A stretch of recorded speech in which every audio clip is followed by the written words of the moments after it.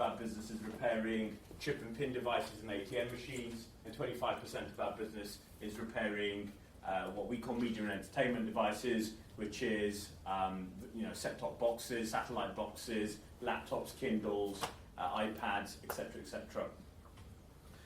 This has been our growth trajectory. The new board came in place in 2011. We said we would deliver double-digit revenue and profit growth. We've successfully delivered that very nicely. I've also got the 2015 numbers on there as well. So that, for the people at the back, we're saying we'll deliver 17.5 million profit for next year. Our share price growth has been pretty special. When I joined, the share price was, 60p, 70p.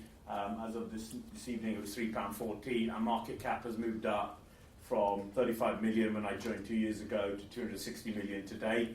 And we've done that by growing very quickly. These are some of the things we've done over the last 2 years. Our focus in the first turnaround year was taking out cost out of the business. Then we focused on setting a strategy, bringing the right people on board, and then growing. We brought in a brand new management team, but all very senior people. We've done 9 M&A deals in the last 2 years. My own background is M&A, as the rest of the senior management team as well. In 2 years, we've grown from 5 countries. We're now in over 20 countries, and you can see the numbers already. We've also grown from 1,500 employees to 6,500 employees, so a pretty sizable business now. So I don't want any of you to think, well, you've lost, you've missed out now, there's not much growth to come. It would have been great to get in 2 years ago, and some of you have been in a long time. But there's lots more growth to come here. And my personal ambition is to move our market capitalization up to nearer 500 or 600 million. I can see us doing that very quickly over the next 2 or 3 years. I can see us very much on the track towards $1 billion of revenue. And there's a number of different things that we've done over the last 6 months that give me confidence we'll be able to deliver that, and I'll spend most of my time now talking about those growth opportunities over the next few years. So, as I said, we've grown from 5 to 20 odd countries, but where it's grey is still where we've not got a good footprint. So we want to focus on growing our business in the emerging markets. Why do we like the emerging markets? I'll show you some graphs in a minute, but you can see we're light in South America, we're light in Africa, light in the Middle East, and light in the Far East. These are some real simple graphs to explain why the emerging markets is good. So basically, there's more devices out there being sold. There's going to be more that need repairing, and that's more revenue for us. If you look at the UK market, this is mobile phone shipments, and you probably can't see it that well at the back. But this is sort of saying, in the UK market, 50 million new phones shifted in a year, right? And it'll grow by 34% over the next 3 or 4 years. And that's fine, good market. We make a reasonable amount of money. If you kind of come over this side of the PowerPoint and have a look at the India market, we just bought the market-leading business in India in September last year. By 2017, they'll be shifting about 150 million brand new smartphones every year. 10% of those devices will come back for repair every year. We know that. It's a worldwide stat. There's lots of work, lots of growth opportunity for us. And this characteristic is the same in all the emerging markets. We've got a business in Latin America. If I put the graphs up here for Cambodia, Vietnam, Brazil, Colombia, we're looking at all of these markets. So the emerging markets is a very important growth story for us. And our growth in the last few years has come from countries like South Africa, Romania, Mexico, Argentina, Russia. The other really important thing about emerging markets is there's just less competition there.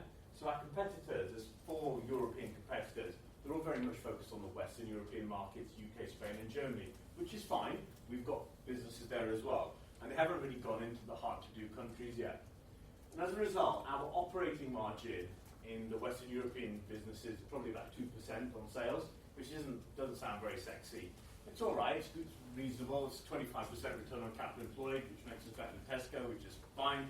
The operating margin in the emerging markets is nearer 10 or 15%, and our return on capital employed in the emerging market is well over 100%. And that's because the competitors aren't there, and we're the only game in town. So if you've got a broken mobile phone, and you're Vodafone in South Africa, and you need your devices repaired, you've got to come to us, and we can charge what we like, basically. So emerging markets, really big growth opportunity for us, and lots of growth there.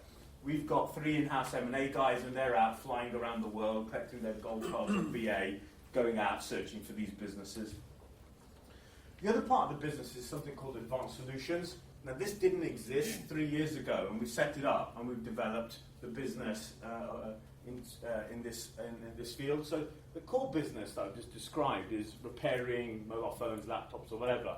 The advanced solutions business is saying, well, what can we do that's related to repair, where we've already got access to the boardroom, and our customers are the likes of John Lewis, Amazon, Vodafone, Nokia, HTC, Apple, all the names that you would know.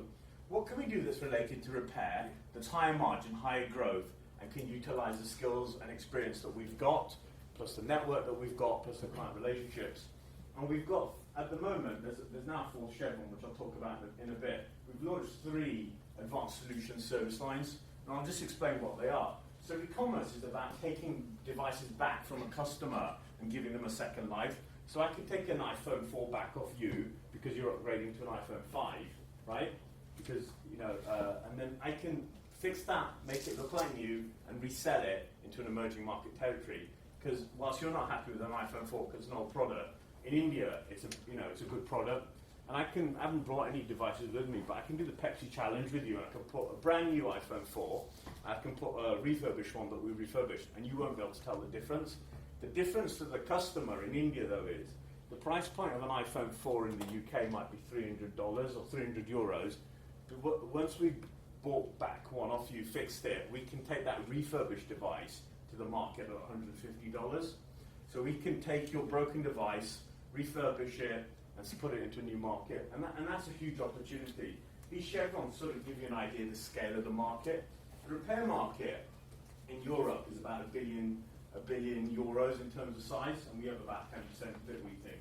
The e-commerce market, which we've started, we've invented it, we think is 25 times bigger than in terms of opportunity. And why do we think it's 25 times bigger?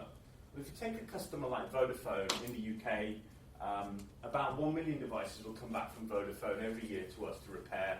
We'll probably charge them £5 a repair. On e-commerce, we think, I've told you the stat for repair was 10% of the devices need repaired. We think on buying back devices, we think 50% of the time we should be buying back your old device off you and refurbishing it. So the scale of the market is 5 million devices a year rather than 1 million. And when we refurbish the device and put it into another market, we think we can make 25 quid on it. And we've been doing this for the last 12 months. We know we can make 25 quid on it. Digital care is an insurance business. You'll know what mobile phone insurance is. Very mature in the UK market, very mature in the US market. High margin business. It doesn't exist in Turkey, doesn't exist in Poland, doesn't exist in these emerging market territories that we're in. So we've taken and developed a white label insurance product, and we've now started selling it in some of these emerging market territories. The territory that we've gone into first is Poland. Sweden, you're going to say Sweden is not an emerging market territory. It is from an insurance perspective. So we've gone into Poland and Sweden, and we're now looking to roll out the insurance product into other countries. The insurance product's very, very exciting. The average price, you probably get about 2 million customers a year on insurance from a customer like Vodafone in that country, and the average revenue on that's £40. The margin on insurance, you make about 40% margin on it. It's good business. And we've launched that in Poland. We will sell it to a retailer. So we're selling it to Orange, and they've got 800 stores in Poland, and they will sell it to their customers. And we sell it to Polkomtel, which is like a Vodafone in Poland, and they almost sell it through their 600 stores. And we only launched this business in Poland about 8 months ago. We're the biggest mobile phone insurance company in Poland today, and we only launched this business 6 months ago. So we've got lots of growth opportunities. And the great thing about these service lines, they're very scalable. They don't require a huge amount of investment once you've done the first one. This last one is about in-field diagnostics. We've got 2 products here. We've got a product which we call IFT, and you can read about it. It's covered in the pack. And that's about saying, why take the device, and in the case of the in-field tester, it's actually a set-top box, and we do this with Virgin Media. Why bring the device back out of your home to repair it at the centre? Let's try and diagnose the problem with it in your home. And why is that important? Well, you've now got content on your set-top box. You've got hard drives recorded on it. You can store pictures on it. Same thing with your mobile phone. You've got content on it. So we've developed hardware and software solutions that diagnose the problem with your device in your customer hand or in your customer home. And why is that attractive? Well, it means you're not without your device for very long, and that's quite important. And it also reduces logistics costs of bringing the device back to our depot to repair it. And, well, it's a bit of an industry stat, but on mobile phones, 30% of the devices that come back for repair, they don't actually need a hardware repair, it's a software problem. And we can squirt the software fix down the pipe rather than bringing it back to us. On a set-top box, 60% of set-top boxes coming back to our depot for repair don't need a repair. So if we can diagnose the problem with the device in your home, it saves millions and millions of pounds of logistics costs. So we've launched an IFT product with Virgin Media. It's been out in the field for well over a year. They're very happy with it. And we've also invested in a business called Excalibur, which is a US-based business. And we're trialing that. It's embryonic business, still sort of pre-profit. But we're doing trials of that product with some of our customers like HTC and Orange. And I'm going to talk about a fourth leg of this advanced solutions in a moment. This is I call this the Tetris graph, but this is the sort of operating matrix that we have. And this is what it looks like today. We're now in 20 countries, which is all the things across the top. These are the different service lines that we've got, and there's 12 different service lines that we've got. And where we've got cross, we've got product or service in a country. So there's 240 opportunities on here to go and fill. We're about a third full at the moment. So if all we do is drag, and we've got 12 global customers, right? They're up, the 12 global customers, we've got 300 customers in total, but the biggest of the 12 global customers, none of them is more than 12% of our revenue. If all we do is grab those 12 global customers and roll them out, make sure we're dealing with them in every single country that we're working in, and they're buying every single service off us, I think we could triple our revenue without taking any more cost, without taking any more risk. I mean, that's real operating leverage. Our revenue is 240 million today, so I feel pretty damn confident about getting towards $1 billion. We can do this quite easily. This new one is what I'm going to talk about now. We bought a business called Blanco, which I'm going to talk about now. Actually, just some graphs. You can have a look at this. We're on 30th of June year end. This is our interim results for half year to December. It's a little bit out of date, so I'm going to skip it now. We'll do our trading update on the 15th of July. We're on track, so there's nothing to worry about. So this is Blanco. So we bought this business on April 17th. We raised 100 million to do it. We paid 50 million to buy it. Blanco is one of our suppliers, and it is the market-leading data erasure software provider in the world. Its customers are here on the right. It's got 400 customers. No customers more than 1% of the revenue. The customers include NATO, NASA, US Army, Buckingham Palace, KPMG, all big businesses that are really serious about data protection. So what Blanco does, it started 17 years ago by a sort of IT geek, headquartered in Finland. And what he did is he thought that, protection of data is really important. And if you think about the data that you now hold on your mobile phone, so 4 years ago you might have had an address book, not that confidential.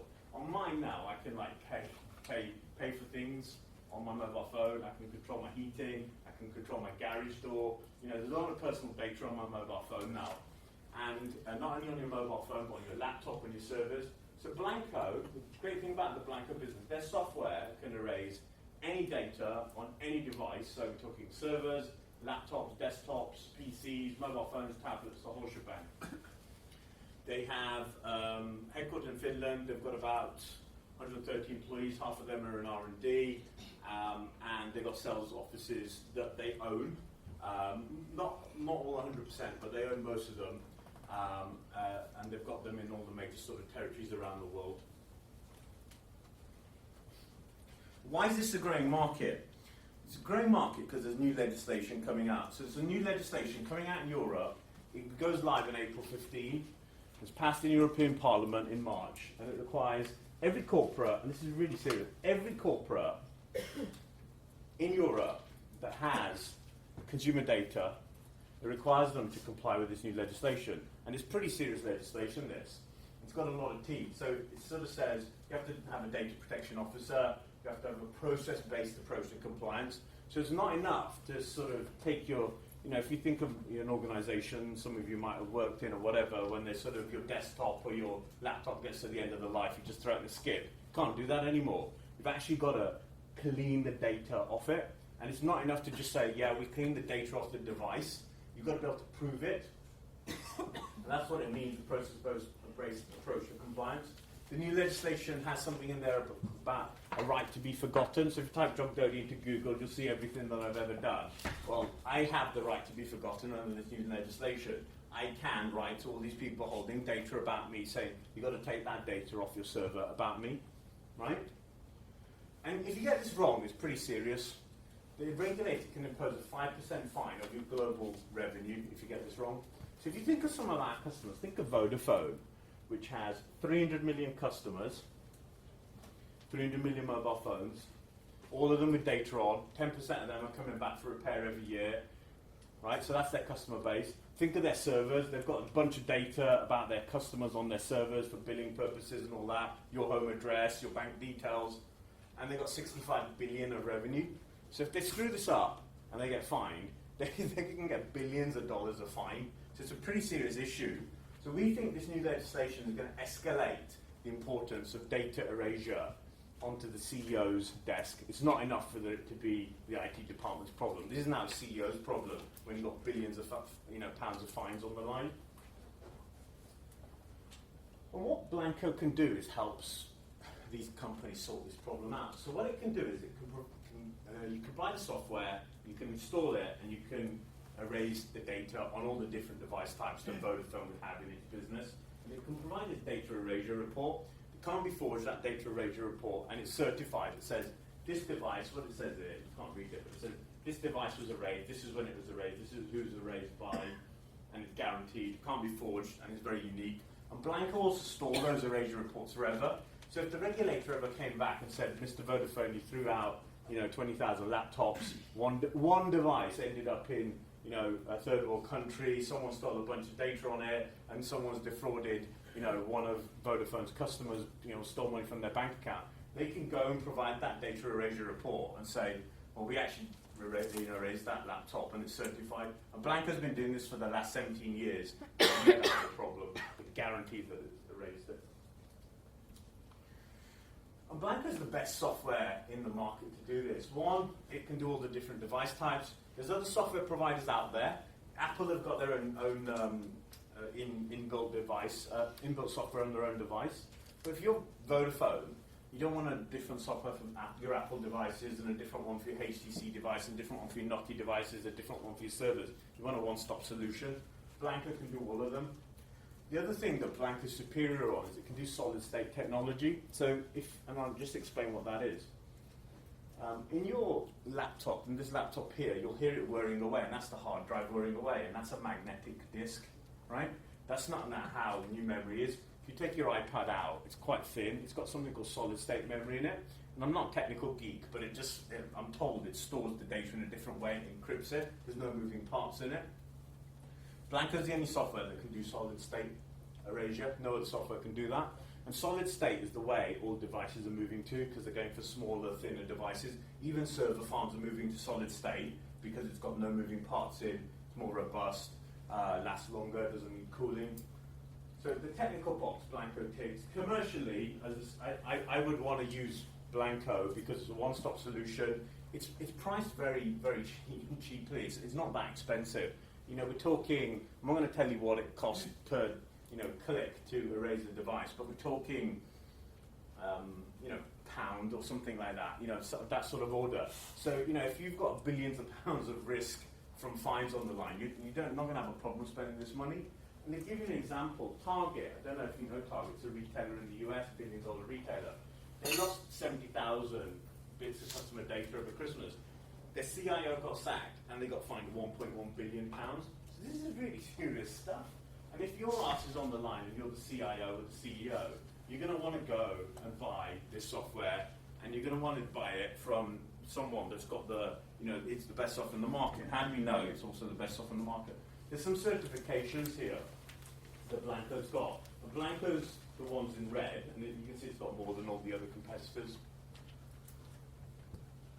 It's the best software. So this is Blanco's revenue. It's quite a bit bigger than its competitors. Competitor A is Kroll. And competitor B and C are small privately owned businesses, one called Taberner, one called White Canyon. Blanco's not now part of Regenersis. We've got lots of customer contacts. So what do we want to do with Blanco? Well, we're introducing it around to all our customers. That's the first thing we're doing. So we have all the contacts of Vodafone, the Telefónicas of this world. That's the first thing we're doing. The second thing we're doing, we're kind of switching over its sort of revenue model. Blanco's revenue model up until now has been very much focused on laptop and servers and things like that. Regenesis' business is more focused on mobile, and what we want to do is we want to introduce Blanco to our mobile customers, because most of you are now keeping more data on your mobile phone and your tablet than on your desktop and your laptop. So we think there's a good growth opportunity there. The other thing is the Blanco product, I think, is underpriced, frankly. From a peace of mind point of view, I would be prepared to pay more for this range of service. And it's the market-leading product. The customer renewal rates, once you start using Blanco, 99.6%. So once you start using it, you don't leave, right? And then put the prices up in 5 years. Sort of, CFO rubs his hands together and think we've got a good margin opportunity here. We're going to just put our prices up. So we're going to do that quite quickly. We're looking at that already. So that'll give us a good margin opportunity. And that's it. So this is the trading outlook. Says we're on track. And that's it. Thank you very much.